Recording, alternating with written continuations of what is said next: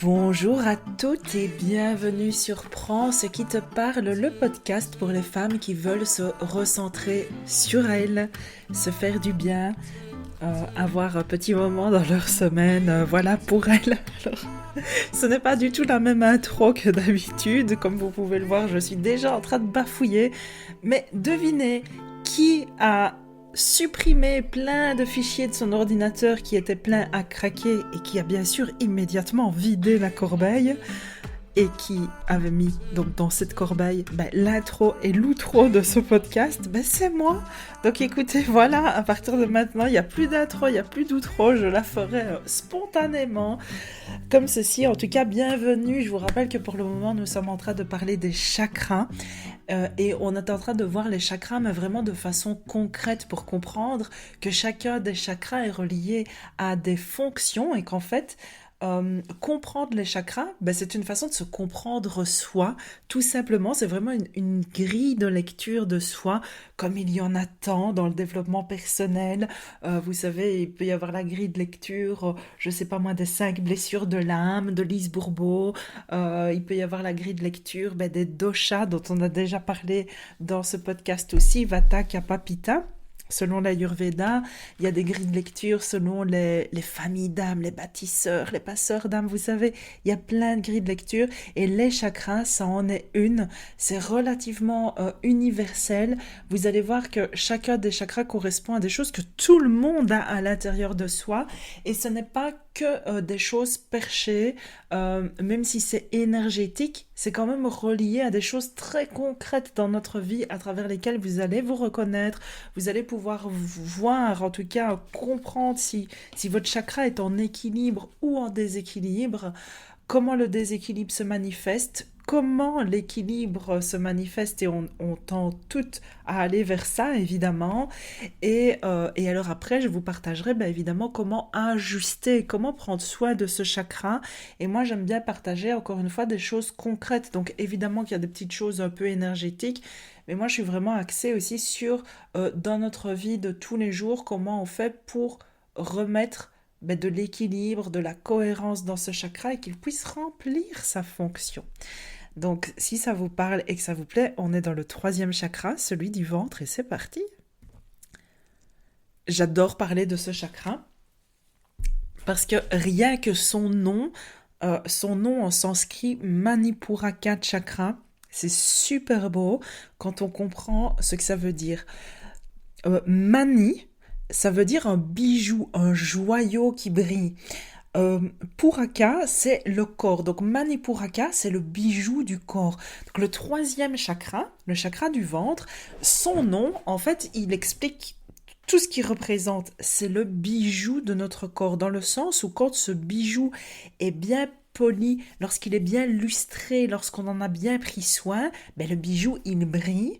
Et donc, quand on porte un beau bijou qui brille, ça nous rend beau. Vous voyez, on met des bijoux pour être plus belle, pour que ce soit lumineux, pour que ça donne de l'éclat. Et en gros, ce 3e chakra, c'est ça. Le chakra du ventre, sa fonction, c'est d'être le bijou de notre corps et de nous rendre brillants.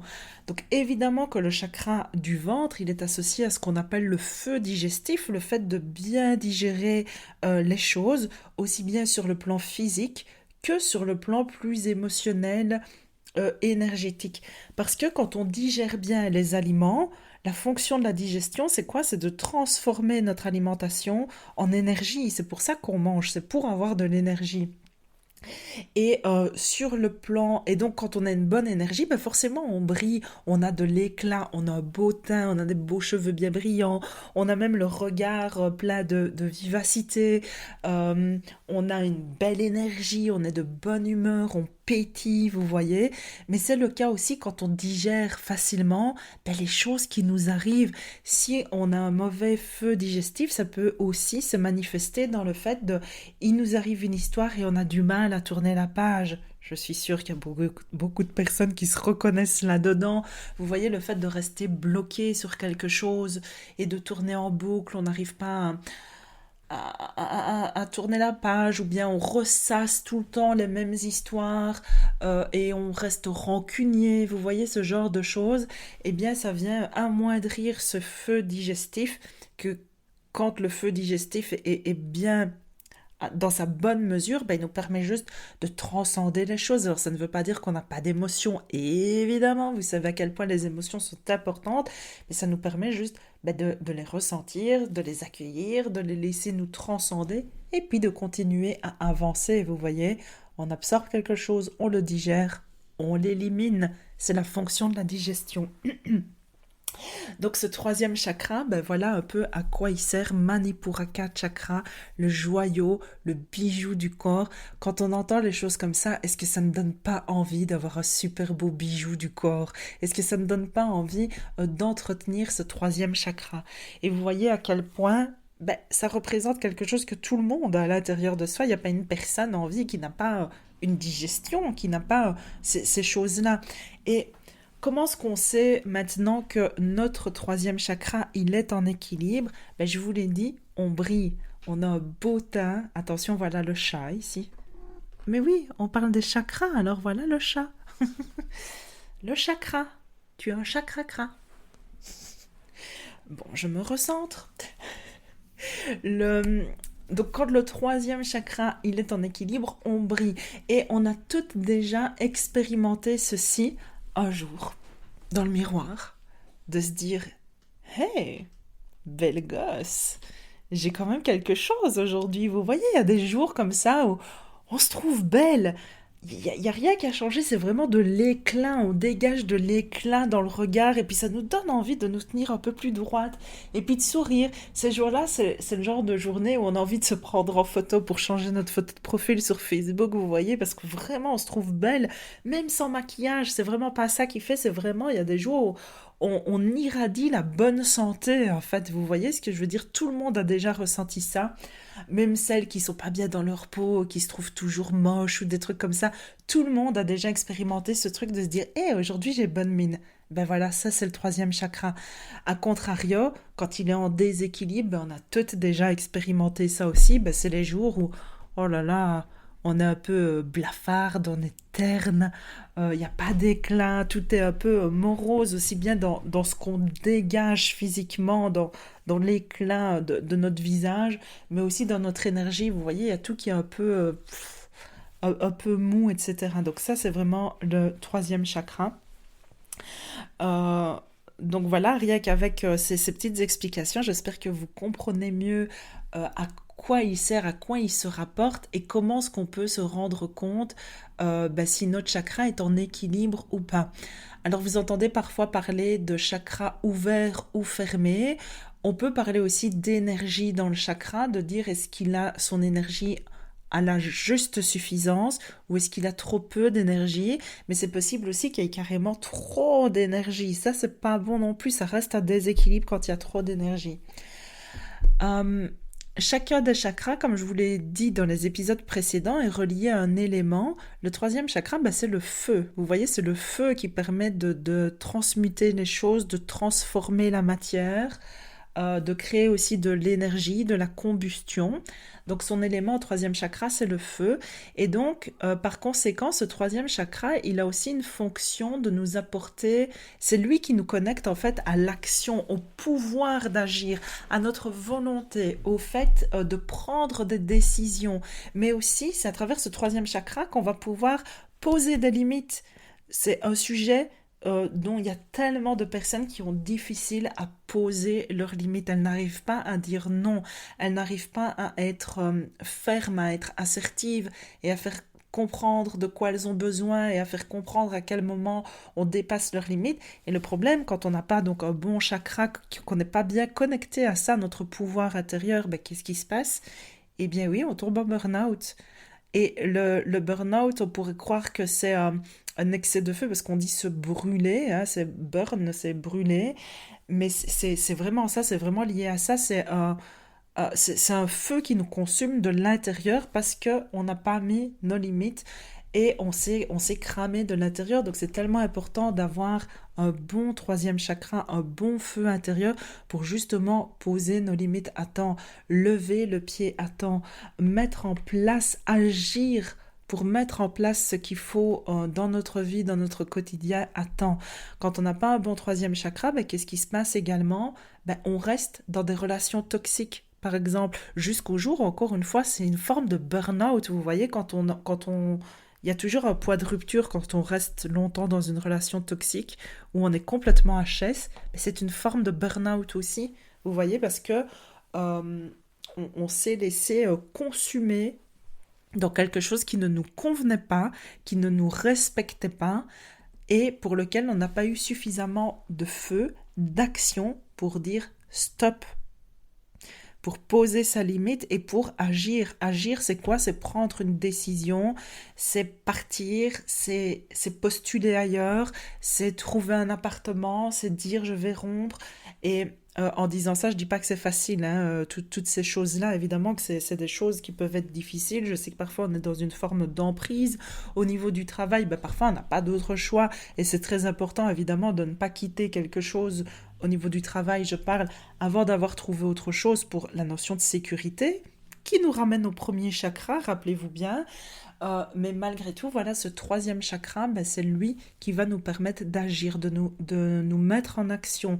C'est lui qui nous connecte à notre pouvoir de décision, de faire des choix, de pouvoir trancher et en même temps de digérer les choses et d'avancer dans la vie. Donc, il est hyper important, ce troisième chakra.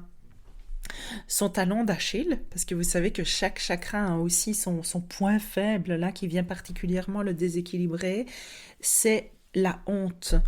Quand on a honte de quand on a honte en fait de soi, parce que c'est toujours de soi qu'on a honte, alors c'est vrai qu'on pourrait avoir honte de quelqu'un d'autre, mais c'est toujours par rapport à soi, quand même, c'est lié à soi, c'est j'ai honte. Voilà, c'est la honte, c'est un sentiment qu'on a là dans le ventre, et quand on a honte, ça nous coupe de ce feu intérieur, ça nous coupe en fait de notre lumière, de ce qu'on irradie, de notre énergie en fait en quelque sorte. La honte, ça va nous donner dans le corps, la honte, elle va s'inscrire par un mouvement de retrait, de je me rapetisse, je me fais petite et discrète pour qu'on me remarque pas trop parce que là c'est bon, on m'a déjà assez vu, c'est vraiment la gêne, c'est vraiment la honte et donc là je vais m'effacer en fait, vous voyez, la honte elle fait ça et donc vraiment évidemment à l'inverse quand on n'a pas honte, on ose avancer, on ose voilà, aller de l'avant. Donc maintenant que je vous ai dit tout ceci, j'espère que vous voyez un petit peu troisième chakra. Vous pouvez vous demander, tiens, comment est le mien pour le moment? Je pense que c'est jamais 100% tout noir ou 100% tout blanc. On peut avoir des aspects de notre vie où on se dit, là, ça va, ou on peut avoir des périodes aussi. Maintenant, c'est bien, voilà, si vous faites un peu de développement personnel, d'introspection, si vous êtes dans un chemin de retour à soi, si vous avez envie de vous recentrer sur vous, de vous demander, tiens, comment se présente en fait mon troisième chakra? Est-ce que pour le moment j'ai de l'énergie, de l'éclat? Est-ce que j'ose ou est-ce que j'ai tendance à me sentir un peu terne, un peu fatiguée et à m'effacer en fait pour qu'on ne me remarque pas trop? En gros, ça pourrait être ça. C'est aussi tout ce qui est lié forcément à la digestion. Donc, quand on a des troubles digestifs, etc., ça peut être lié à ça aussi. Donc, maintenant que je vous ai dit ceci, comment est-ce qu'on va équilibrer ce troisième chakra? Alors oui, je sais qu'il y a des personnes qui vont vous dire qu'il y a telle pierre, qu'il y a telle huile essentielle, qu'il y a tel encens. Peut-être que c'est vrai, honnêtement, je ne sais pas. Mais pour moi, ça ne suffit pas. Dans tous les cas, ça par contre, j'en suis sûre et certaine, il n'y a pas une pierre de lithothérapie qui va rééquilibrer votre troisième chakra si derrière, vous ne mettez pas en place les choses importantes. Donc déjà, la première chose importante, c'est l'alimentation, puisque c'est lié à la digestion, c'est vraiment lié à notre feu digestif, à nos intestins. Donc avoir une alimentation qui est appropriée. Je sais que c'est un très très long débat de parler d'alimentation parce qu'il y a plein de courants différents qui existent.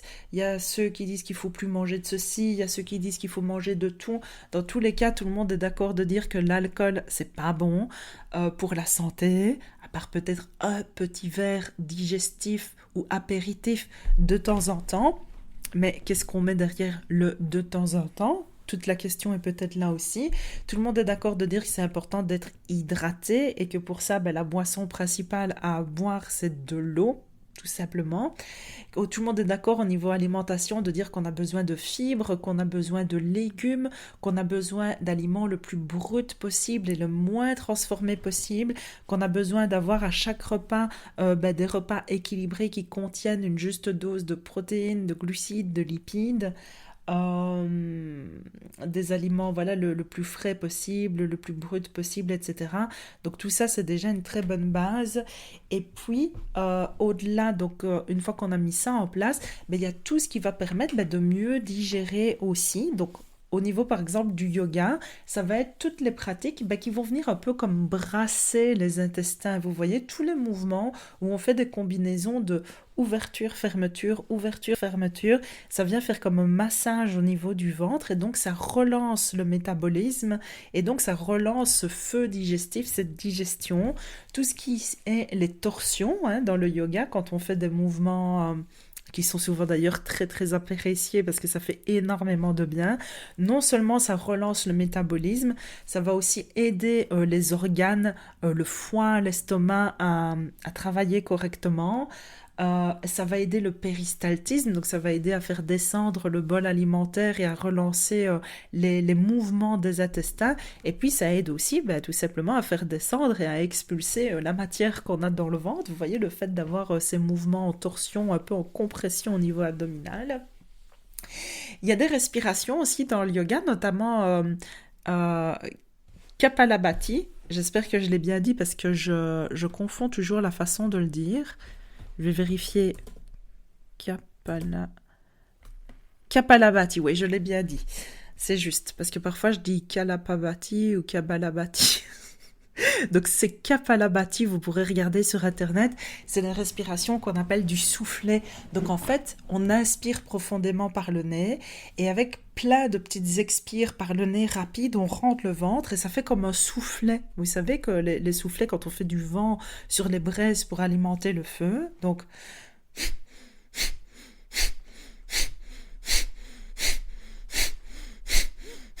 ce genre de respiration, vous voyez, qui est très intense, très vive et très profonde, où on rentre le ventre, ça peut d'ailleurs donner vraiment chaud. Et on sent vraiment que là, ça travaille dans le ventre, ça donne chaud. On travaille aussi sur notre troisième chakra. Écoutez, à chaque fois qu'on travaille sur euh, au niveau un peu développement personnel, à chaque fois en fait qu'on sort de sa zone de confort et qu'on ose quelque chose de nouveau, qu'on ose quelque chose qu'on n'osait pas faire avant, faire un petit pas en avant dans un but pour soi, par exemple si on a envie de faire quelque chose qu'on n'a jamais fait mais que vraiment on est gêné, mais c'est vraiment l'idée de faire un petit pas en avant dans cette direction. Donc encore une fois, moi je ne serai pas la personne qui va vous dire de parler directement devant 1000 personnes si vous avez, si vous avez une envie de parler en public, mais je vous dirais toujours de faire un petit pas. Donc d'abord on parle devant 2 personnes, et puis quand on est bien à l'aise, on parle devant 10 personnes, et puis petit à petit, c'est comme ça en fait, vous voyez qu'on alimente son feu, qu'on se reconnecte là à ce pouvoir intérieur qu'on a toutes et tous, en fait, on est toutes capables de plein de choses. Je vous donne un exemple comme ça de parler en public, mais ça peut être valable pour tout. Le fait d'oser, voilà. À chaque fois que tous les exercices de développement personnel, je fais ça au moins une fois par an dans mes cours de yoga hebdomadaires. Il y a tout un module là-dessus dans le programme Vivre, qui est mon programme signature de connexion à soi. Et je le fais aussi parfois dans les retraites. À chaque fois qu'on fait ce travail de se demander, d'ailleurs vous pouvez le faire, je vous partage bien volontiers l'exercice, vous faites 2 colonnes. Dans une, vous mettez ce qui vous draine, ce qui vous vide de votre énergie. Dans l'autre, vous faites une colonne où vous marquez ce qui nourrit votre énergie, ce qui alimente votre énergie, ce qui vous fait du bien. Et vous méditez à ça, comment est-ce que je peux tout doucement ajuster mes habitudes pour essayer de mettre de moins en moins dans ma vie de ce qui me draine et de plus en plus de ce qui me nourrit. dans ce qui est possible évidemment, ce genre d'exercice, ben voilà, ça travaille sur le troisième chakra puisque ça travaille sur le fait de respecter son énergie, son feu intérieur. Euh, voilà un petit peu tout ce que je voulais vous dire par rapport à ce troisième chakra. Il y a certainement évidemment encore plein d'autres choses à dire, à partager. De manière générale, retenez que c'est vraiment lié directement à votre feu, à votre énergie vitale. Donc tout ce que vous faites pour prendre soin de votre énergie, de votre éclat, de votre santé, évidemment tout ce qui est relatif à la digestion, au fait de bien s'alimenter, mais je vous renvoie peut-être, tiens, je vais le mettre en description de cet épisode. J'avais fait un épisode sur les 8 sources pour avoir une bonne énergie. Ben vraiment, si ça vous parle, si vous vous sentez appelé par ce troisième chakra, ben vous voyez un épisode complémentaire. C'est les 8 sources d'énergie dont on a besoin dans son quotidien. Je vous invite à aller l'écouter et vous voyez que c'est un épisode que j'avais enregistré complètement en dehors des chakras. Quand j'ai enregistré cet épisode, les 8 sources pour être en bonne énergie, ben, je pensais même pas au troisième chakra, mais en fait à chaque fois qu'on travaille sur notre énergie, sur le fait d'être en bonne énergie, d'avoir une bonne santé, voilà, et une bonne énergie de manière générale, c'est relié au troisième chakra. J'espère que cet épisode vous a plu. J'attends avec impatience vos petits commentaires. Ah oui, je dois faire mon outro spontanément. Donc, et voilà, l'épisode de la semaine est terminé. S'il vous a plu, s'il vous plaît, partagez-le avec une amie à qui ça ferait du bien parce que je suis sûre qu'il y en a et que ce genre d'épisode peut vraiment être utile, que ça donne des petits trucs, des petites astuces. Bon, les filles, c'est pas chouette de faire son outro quand on ne l'a pas préparé parce que j'oublie ce que je dois dire, mais en gros, vous savez bien, vous mettez des cœurs, des étoiles, vous partagez et on s'envoie du love et on se voit tout bientôt la semaine prochaine pour parler du chakra du cœur. Je vous annonce aussi là en tout dernier que si vous le souhaitez, il reste encore quelques places pour le week-end yoga et amour de soi qui se donnera justement sur le thème des chakras. Donc si vous voulez vivre ça pendant 2 jours, le lien est en description de cet épisode. Et si vous écoutez ça dans le futur et que c'est déjà passé, peut-être qu'il y aura d'autres événements d'ici là. Allez, à tout bientôt. Je me réjouis de vous parler du chakra du cœur et de l'amour la semaine prochaine.